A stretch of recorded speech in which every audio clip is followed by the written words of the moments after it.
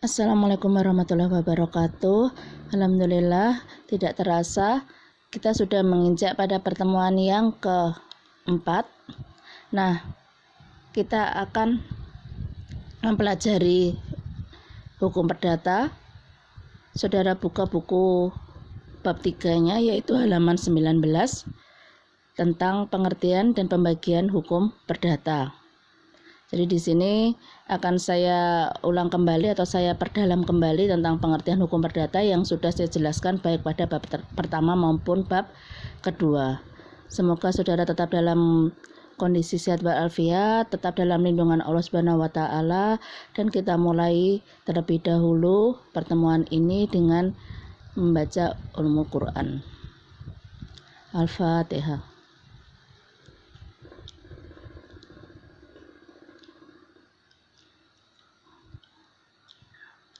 Amin amin ya rabbal alamin. Ya Allah, semoga dengan bacaan ulumul Quran ini ilmu yang kita dapatkan di hari ini bisa terserap dengan baik dan saudara bisa memahaminya dengan lebih baik dan bisa bertahan di otak kita dengan lebih baik. Amin. Nah, sebelum kita menginjak pada pembagian hukum perdata, pada bab 1 dan bab 2 juga sudah saya jelaskan tentang pengertian hukum perdata. Ini saya ulang dan saya perdalam kembali bahwa hukum perdata itu adalah segala peraturan hukum yang mengatur hubungan hukum antara orang yang satu dengan orang yang lain. Sedangkan menurut pengertian Profesor Subekti, hukum perdata itu adalah segala hukum pokok yang mengatur kepentingan perseorangan atau dikenal juga dengan hukum privat. Jadi, di awal perkuliahan sudah saya jelaskan pembagian hukum di Indonesia, dan dalam pengantar ilmu hukum juga sudah saudara terima bahwa pembagian hukum itu ada hukum privat dan hukum publik. Nah, hukum privat ini itu adalah hukum perdata. Kemudian dari pengertian ini, bahwa dalam Kitab Undang-Undang Hukum Perdata atau BW ada pembagian golongan pada zaman Hindia Belanda. Jadi sebelum Indonesia merdeka, pembagian golongan yang dimaksud di sini itu adalah pembagian golongan tentang orang.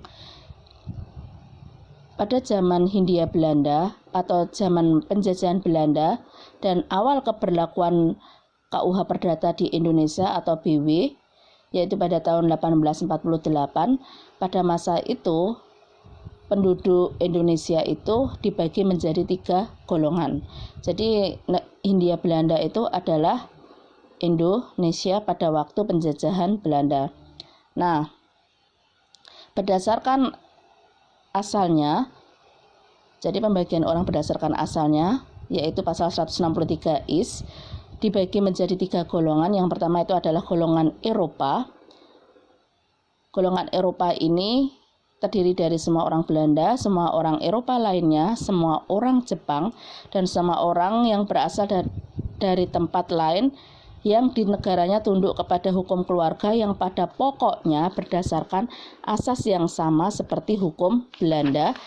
Kemudian yang kelima itu adalah anak sah atau diakui menurut undang-undang, dan anak yang dimaksud sub B dan C yang lahir di Hindia Belanda. Jadi pembagian golongan orang Eropa ini yaitu anak-anak mereka, yaitu semua orang Eropa lainnya dan semua orang Jepang, dan terkhusus ya semua orang Belanda yang ada di Hindia Belanda ini yang lahir di Hindia Belanda, tapi masih termasuk golongan ABC khususnya, itu juga termasuk golongan Eropa. Kemudian ada golongan bumi putra atau pribumi, ialah semua orang yang termasuk rakyat Indonesia asli yang tidak beralih masuk golongan lain, dan mereka yang semula termasuk golongan lain yang telah membaurkan dirinya dengan rakyat Indonesia asli. Kemudian golongan timur asing, itu adalah golongan orang yang ketiga yang diberlakukan dalam BW atau KUH Perdata yang lama, ialah semua orang yang bukan golongan Eropa dan golongan bumi putra.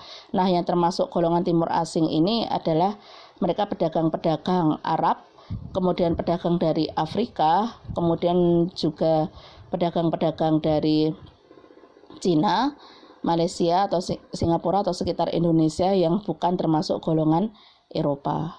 Karena kalau orang Jepang itu masuk dalam golongan orang Eropa. Itu pembagian KUH Perdata atau BW sebelum kemerdekaan Indonesia. Nah, berlakunya KUH Perdata di Indonesia, jadi keberlakuan KUH Perdata di Indonesia yaitu setelah KUH Perdata atau BW yang telah dikodifikasi dan bukan BW asli yang ada di Belanda. Jadi penyusunan KUH Perdata atau BW yang diberlakukan di Indonesia itu adalah sudah kodifikasian dan disesuaikan dengan masyarakat Indonesia. Kalau aslinya ya adalah khusus untuk mereka orang Belanda yang ada di Belanda. Nah, hukum perdata di Indonesia adalah hukum perdata barat dan hukum perdata nasional. Hukum perdata barat adalah hukum bekas peninggalan zaman kolonial Belanda yang berlakunya di Indonesia itu berdasarkan aturan Peralihan Undang-Undang Dasar 45, misalnya BW KUH Perdata. Nah, ini yang termasuk hukum perdata barat. Dan hukum perdata nasional adalah hukum perdata yang diciptakan di Indonesia.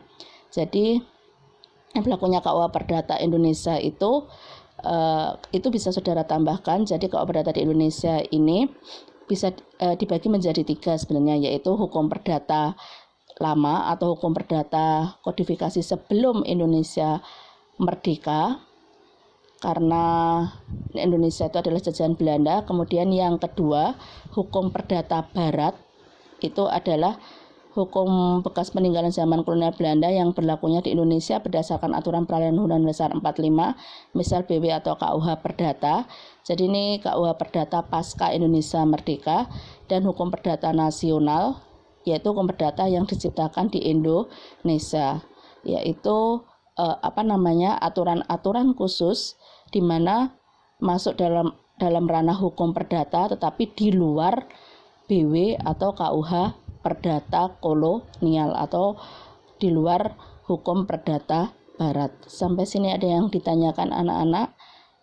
Bisa dipahami sampai penjelasan saya sampai dengan sub C halaman 20 dalam bab 3?